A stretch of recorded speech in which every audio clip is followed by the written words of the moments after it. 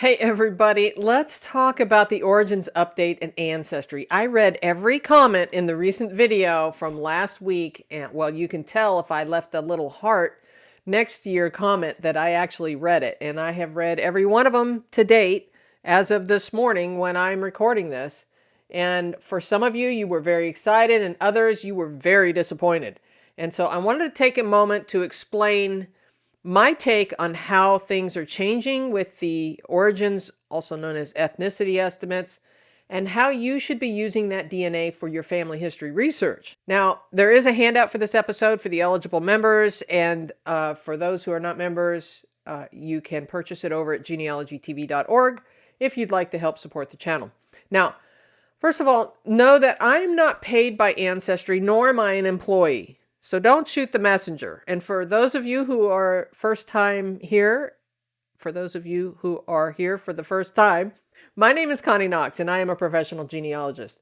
And so my goal is to help you to understand how this works. Now, I'm not a geneticist, I'm a professional genealogist, but I know a lot about how to use DNA on Ancestry for your family history research. I'm going to show you how you can best use this to help find new discoveries in your family history research for your family tree and so on. As mentioned, I'm not sponsored by Ancestry.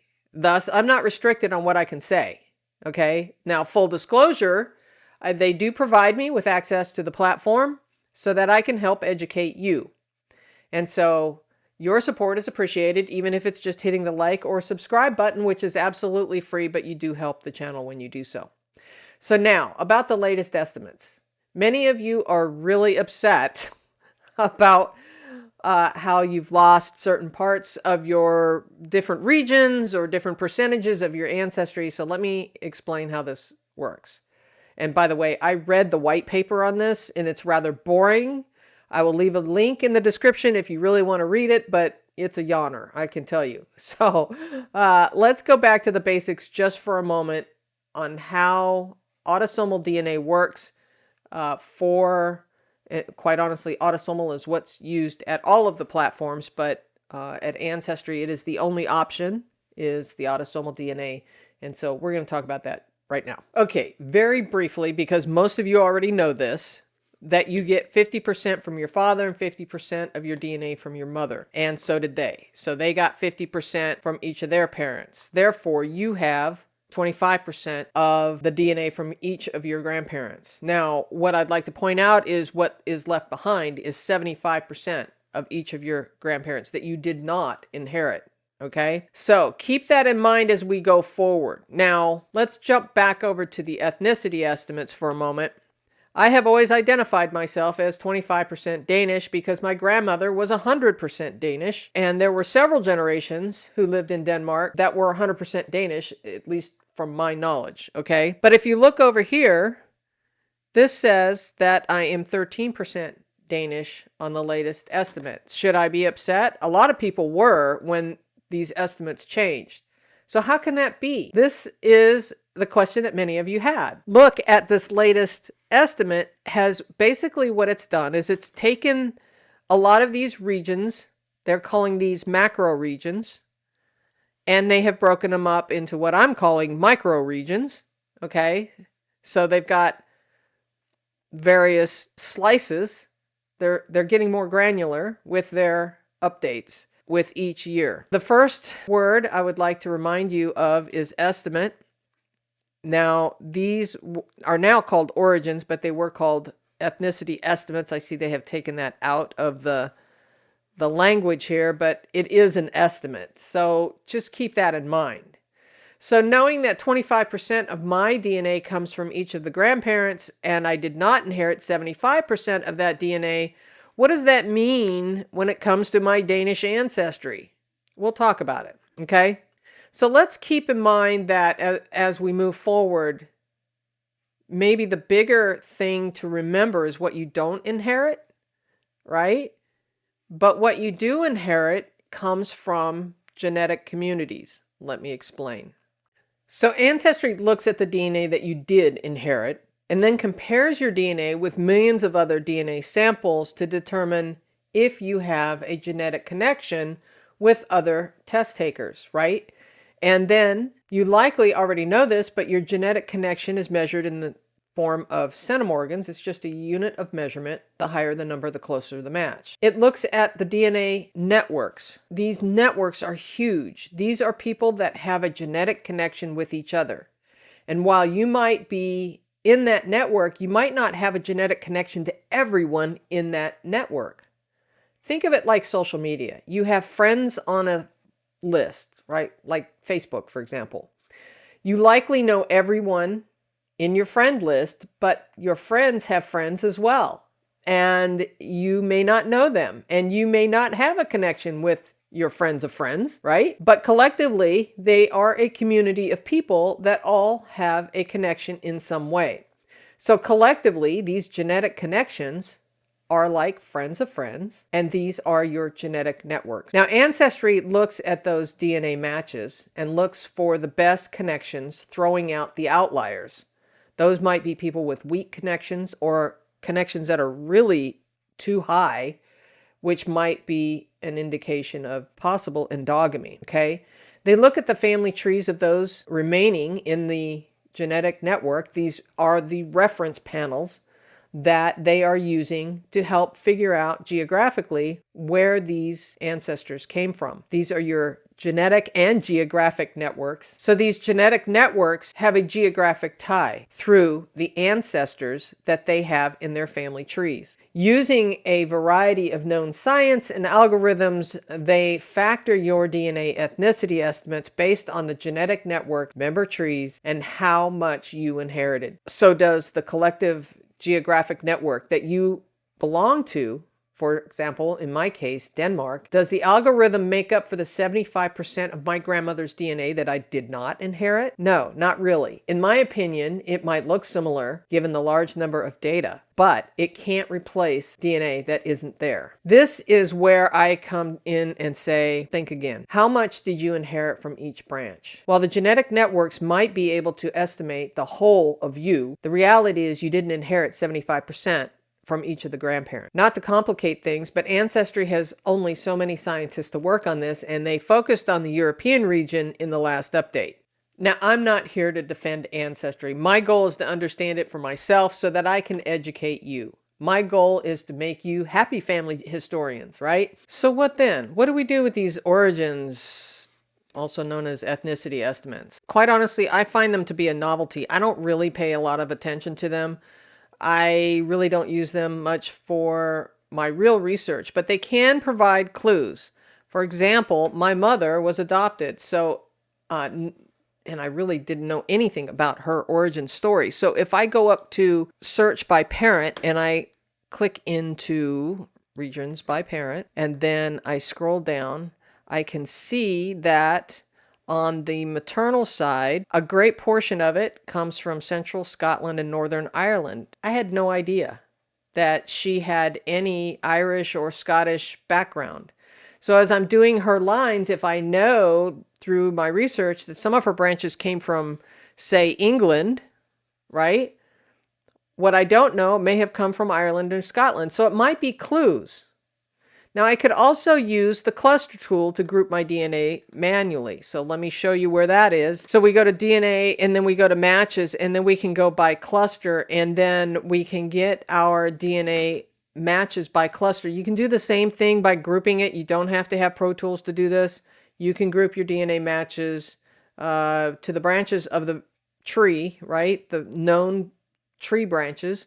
And you can do this by cluster. Now, you can then search around and look at the different DNA matches that you know about, and then you can group them. You can add all of these people to a group by scrolling down to the bottom, open up that group, that purple group, if you figure out what branch it comes from, and group them all into the same group. That can be helpful, and it leads to clues that ultimately lead you to records. That's the real solid evidence of where your ancestor came from in time, which leads me to my next point, time. So Ancestry has said that these origin ethnicity estimates are looking back at approximately 100 to 500 years back in time, although with the new updates, they didn't really get specific on date ranges, but they said they're getting more recent in time. These estimates are based on DNA reference panels that are deeply rooted in each area. In some cases, the reference panels are smaller or larger than others. Now remember, the reference panels are created from genetic networks minus the outliers.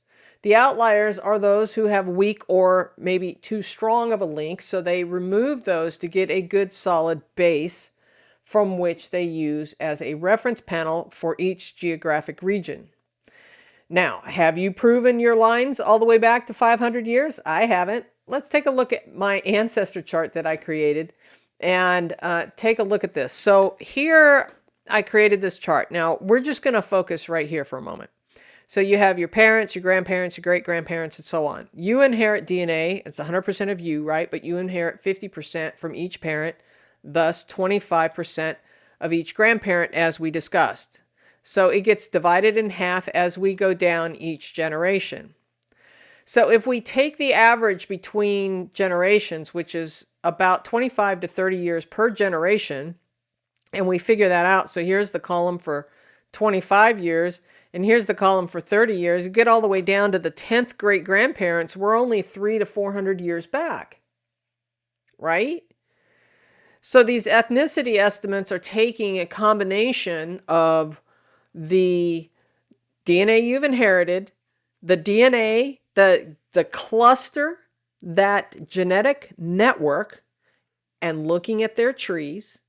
Let's hope that the trees are correct. And they are looking at people that are deeply rooted in those areas and using those as the reference panel from which they compare you. Now, if we take a look also, just for grins and giggles, we can take a look at the centimorgans. Now, this information comes from DNApainter.com. And we can look at the different centimorgans for each generation. Now, Ancestry cuts off, I think, at 6 or 8 centimorgans. That takes us all the way down to our 8th great-grandparent, which is less than 1% DNA. And so think about that. Even at 1%, which is up here at the 5 times great-grandparents, that's 99.2% of the DNA you did not inherit of one of those 5 times great-grandparents. Okay, here's my family tree, right? I'm born in you can't see it, but 1961.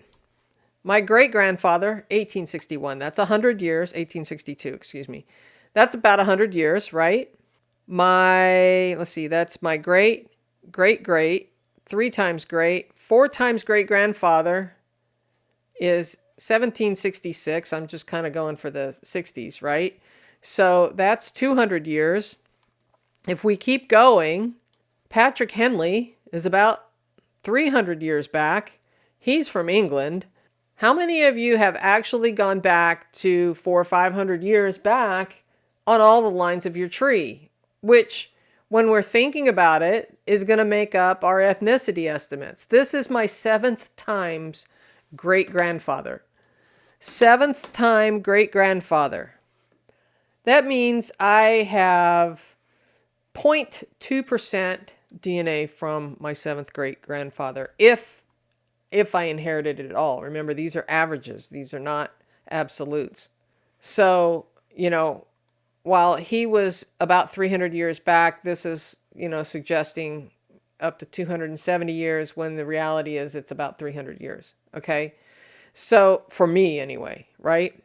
So that means any DNA cousins that I might have in common with that 7th great-grandfather has about 15 centimorgans, which is getting down there in probability. The reason why Ancestry cuts off down here is because the odds of false positives increase greatly. So what does that mean when I'm doing my family history? If you think about it, of the 7 times great-grandfathers, grandmothers and grandfathers, grandparents, I have 512. Patrick is one of 512 7 times great-grandparents. That is mind-boggling. Not to go down that rabbit hole. So, my advice to you is this. Ethnicity estimates are estimates. They're now called origins, but they're just estimates. They're based on genetic reference pool of people. Can that pool of people make up for the amount, that 99.2% DNA I did not inherit? No, I don't think it can. I don't think there is any algorithm and collective DNA at this point that can make up for that. Let's keep in mind for a moment that we are the pioneers of this DNA technology. Ancestry first launched DNA testing in 2012. That was only 13 years ago.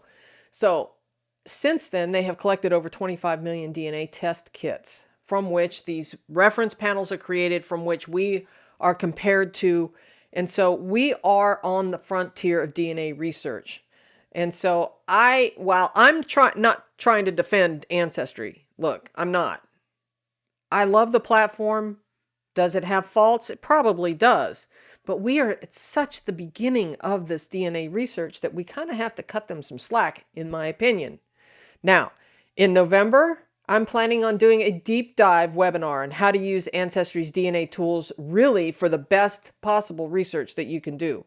This is the stuff that will really help you. So if you want to get notified about that, join the email list. I'll leave a link in the description box. Click the subscribe button. We'll put a post on the YouTube channel as well. And we'll post it so that you know where to show up so that you can be part of that webinar. Okay? So, look, I read your comments. I feel your pain. I hear your complaints. I am not Ancestry support system, but I'm here to try and help you understand. And so keep in mind, you did not inherit all of your ancestors' DNA. The algorithms can only do so much. The genetic clusters with 25 million DNA test kits can only recreate some of your ethnicity estimates. And you know what? We didn't even talk about migration patterns over the 100 to 500 year pattern, the time period, right? Because if you think about it, your ancestors are moving around. There was wars being fought. There were famines going on. People were fleeing whatever reason they were fleeing from wherever they were fleeing. So there's migration patterns going on as well. So ask yourself, do you really know? Have you proven your genealogy back 500 years? So I'm not, again, not trying to make the excuses for what you don't like about your ethnicity estimates.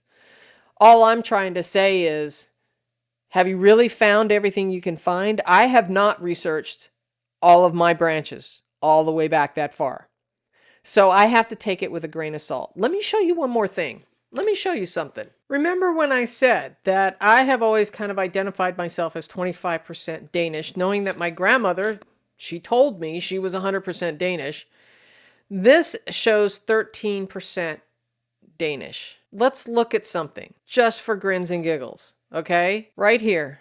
Even if we take this and we knock this down, this is 13%. One of my great-grandparents. This could be just one of my great-grandparents. Look what I didn't know before. Germany, 21%. Look at the proximity between Germany and Denmark. Look, let's scroll up. Could it be that my Danish ancestors, the ancestors that I thought were Danish, originally migrated from Germany? That's right? And this even says Northwest Germany. My ancestors were in the south of Denmark. Wow. Okay, so again, it might be a clue. So keep that in mind as we take a look at that.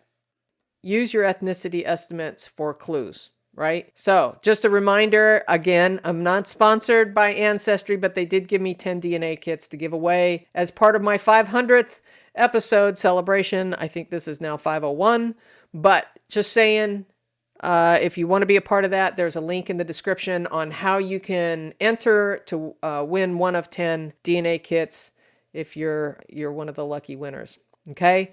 Hopefully that helps. Again, you know, I get it. I understand the frustration, But the reality is, focus on the DNA matches and the record research. That's where you're really going to find some help and understand. You can reach out to some of those DNA cousin matches. Hopefully they respond. You can try looking at their family trees if they're public, and collectively make groups of these people that are coming from different branches of the tree. And you can take your DNA matches and you can group them into various groups that represent branches of the family tree. I like to use the husband and wife surname in each part of the tree to create these groups, and then you can use them to filter. You can do all kinds of things with them. When you start grouping your DNA matches, you can look at the trees.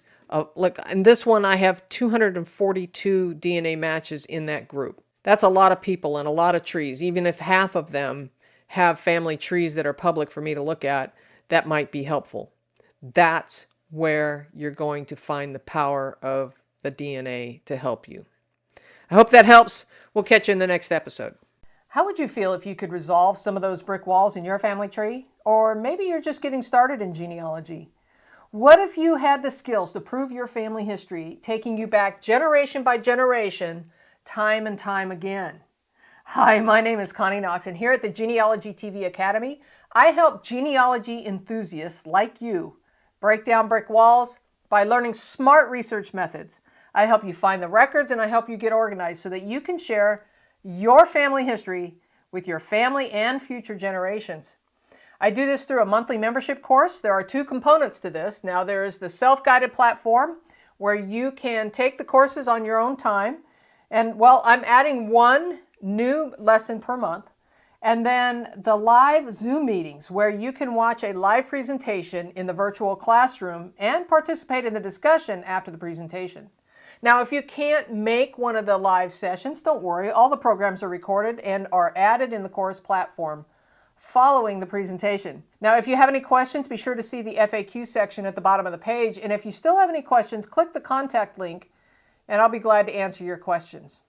So, are you ready to learn some new skills to help prove your family history, get organized, and break down some of those brick walls? All right, well, if you want to learn more, hit the Get Start button to learn a little bit more about pricing and how you can get signed up. All right, we'll see you in the virtual classroom.